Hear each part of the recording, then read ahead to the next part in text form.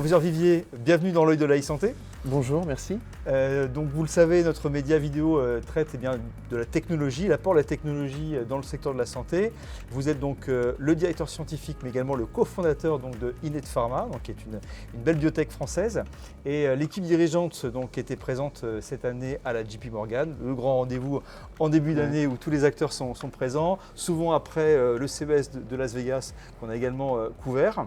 Nous, on sait que vous avez une actualité qui est assez riche, que vous allez nous partager, mais je voulais aussi avoir votre vision dans ce qu'on appelle l'œil de l'expert. Comment vous utilisez en fait aujourd'hui également l'intelligence artificielle qui est en train de transformer bien sûr le secteur de la santé, notamment sur la création de médicaments.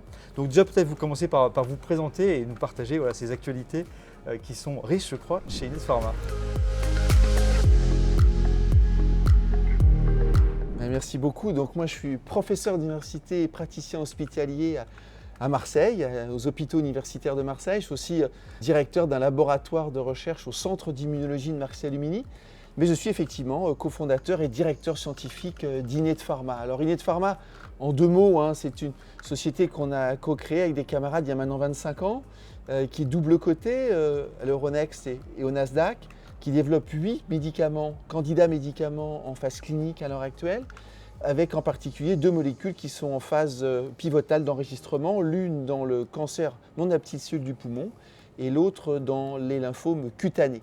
Alors puisque vous parlez de technologie, donc il y a deux aspects à la technologie, bien évidemment l'IA et on va y revenir, mais nous, notre technologie de base, c'est celle des anticorps monoclonaux. Nous faisons de l'immunothérapie, donc on essaye de stimuler nos réponses immunitaires grâce à des anticorps monoclonaux qui vont rediriger ce système immunitaire vers les cellules tumorales. Et on le fait à travers deux plateformes technologiques, toutes deux basées sur les anticorps monoclonaux. L'une qui est vraiment le cœur de notre expertise autour de la mobilisation des cellules natural killers, qui sont des lymphocytes d'un type particulier qui peuvent reconnaître des cellules tumorales. Et on fait ça avec une plateforme qui s'appelle Enquête, et dans laquelle on peut, grâce à des fragments d'anticorps, ou grâce à laquelle on peut réadresser les cellules NK au site tumoral. Et puis une deuxième plateforme technologique sur les antibody drug conjugates, les ADC, qui est aussi basée sur cette technologie des anticorps monoclonaux. Alors l'actualité d'Innate Pharma, c'est d'abord l'arrivée d'un nouveau CEO, Jonathan Dickinson, qui vient de Incyte et qui nous a rejoint au dernier trimestre 2024.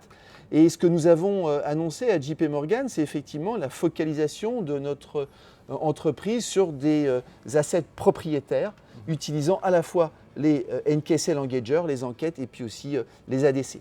Alors sur le côté de l'AI, bien évidemment, nous devons utiliser, et on le fait avec un grand plaisir, les technologies actuelles, en particulier de single cell RNA-seq, qui nous permettent donc de mieux appréhender la diversité d'une population cellulaire ou l'impact d'un asset sur une cellule.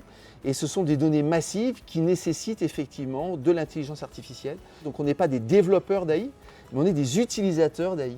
Mais qui transforme en fait la façon de développer votre entreprise. Aujourd'hui, en tant qu'utilisateur, ça change en fait la façon de créer en fait vos médicaments. Complètement, parce qu'en fait, d'un certain côté, c'est le nouveau microscope. Aujourd'hui, le biologiste peut regarder non pas 2-3 molécules, mais l'intégralité du génome. Mais pour appréhender cette complexité, c'est bien que l'intelligence naturelle soit complétée d'une intelligence artificielle.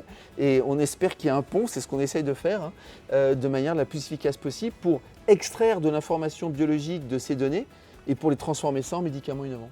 Professeur Vivier, merci de nous avoir partagé ces actualités. Je pense qu'on va se revoir dans l'œil de la e-santé certainement pour d'autres actualités d'Innate Pharma. Et n'hésitez pas, si vous avez des belles actualités, c'est le but de ce média vidéo, de partager les innovations françaises et qui sont également visibles à l'international comme vous venez de le faire dernièrement. Merci beaucoup. Merci.